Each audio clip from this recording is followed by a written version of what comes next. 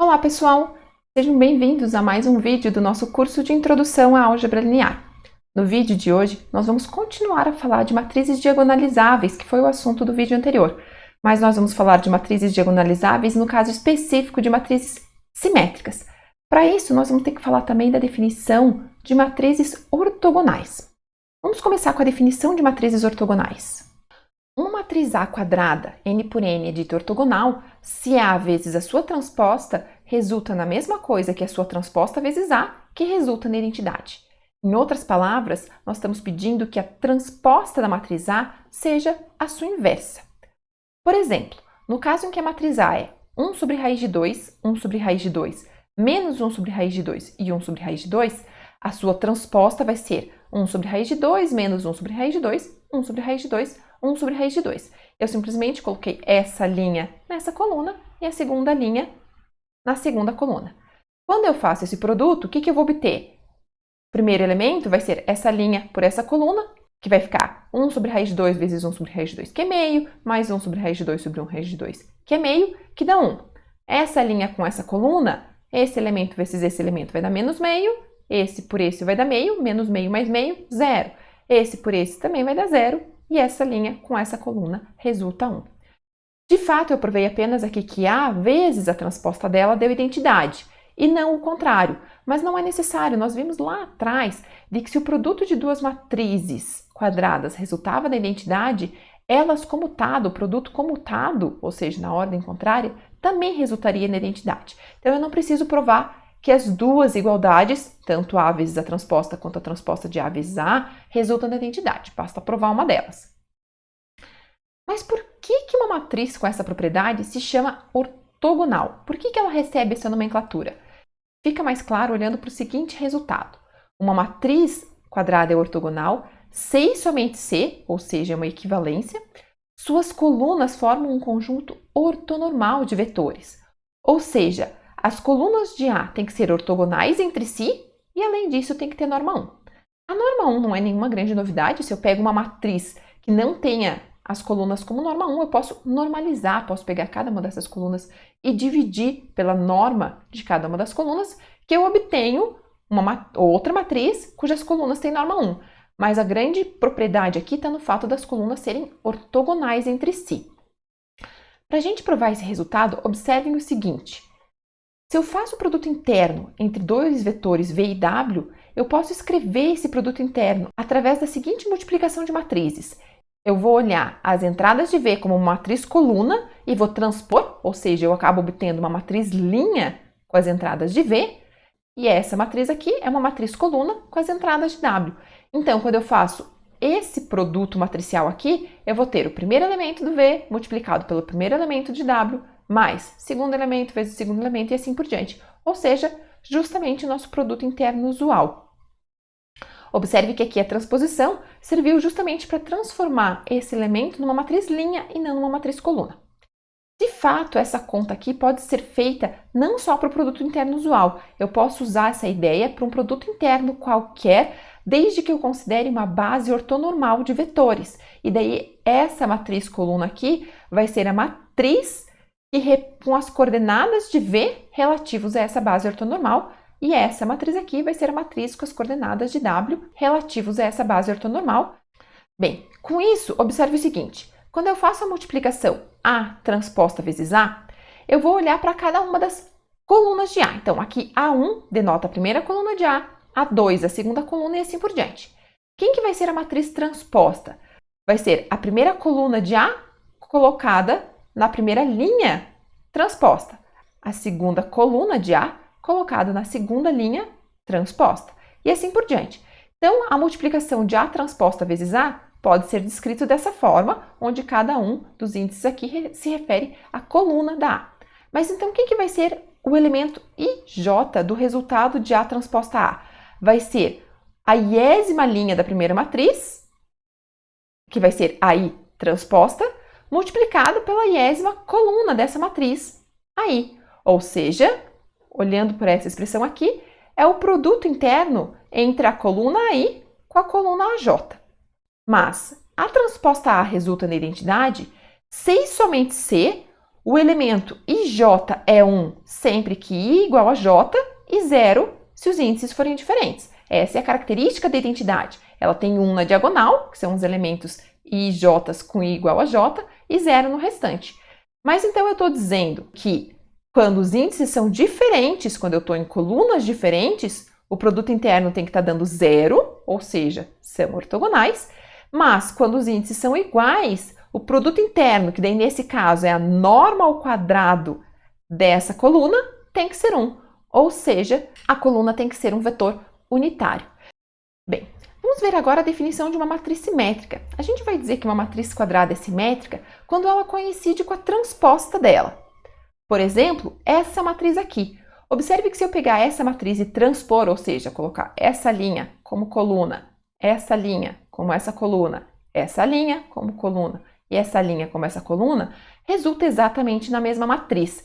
A ideia é que a diagonal, aqui destacada em laranjado, acaba sendo como um espelho para a matriz, para que ela seja simétrica. Ela é simétrica em relação à diagonal.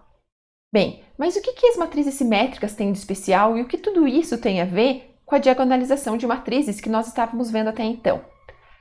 Se uma matriz é simétrica, então os autovetores dela associados a autovalores distintos são ortogonais.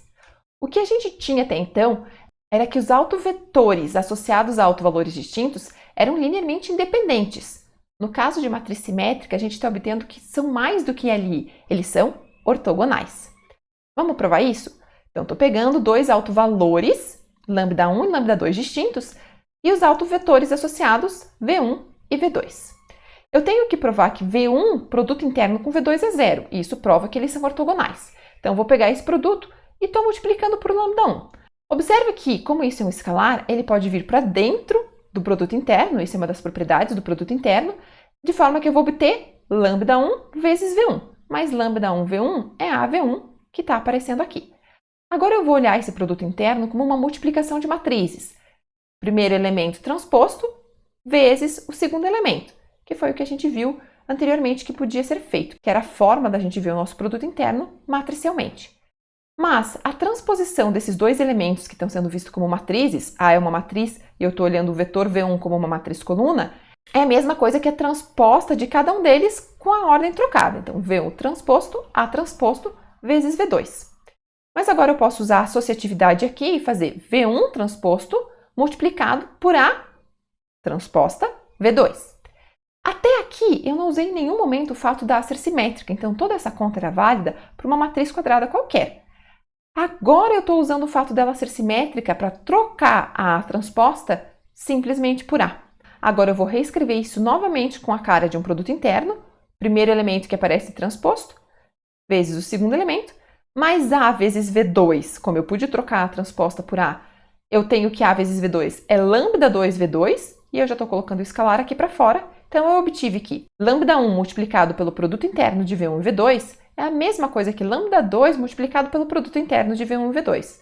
Ou seja, a diferença entre esses dois elementos está resultando zero. Mas colocando o produto interno de V1 e V2 em evidência, eu obtenho que lambda1 menos lambda2 vezes o produto interno de V1 e V2 dá zero. Como lambda1 menos lambda2 não é zero, uma vez que esses autovalores são distintos, resulta que esse produto interno tem que ser zero, ou seja, que os autovetores são ortogonais. Isso é muito interessante e nos leva a um outro teorema, que é um teorema importantíssimo, que é o teorema espectral no caso de matrizes simétricas. Se A é uma matriz simétrica, então A é diagonalizável. Esse já é o primeiro resultado. Eu não preciso fazer nada. Se eu olhei para a matriz e ela é simétrica, eu não preciso calcular um autovalor, um autovetor, que eu já sei que ela com certeza é diagonalizável. Mas mais do que isso, ela é diagonalizável com uma matriz P ortogonal. O que eu estou querendo dizer com isso? Que quando eu escrevo ela semelhante a uma matriz D, usando uma matriz P, que normalmente aqui apareceria a inversa, eu consigo escrever ela como no lugar da inversa, aparecendo a transposta, porque a P é uma matriz ortogonal, então a inversa é igual à transposta. E convenhamos que é muito mais fácil calcular a transposta de uma matriz do que a inversa dela. Então, realmente, isso é uma grande vantagem. Aqui não está explícito, mas observe o seguinte.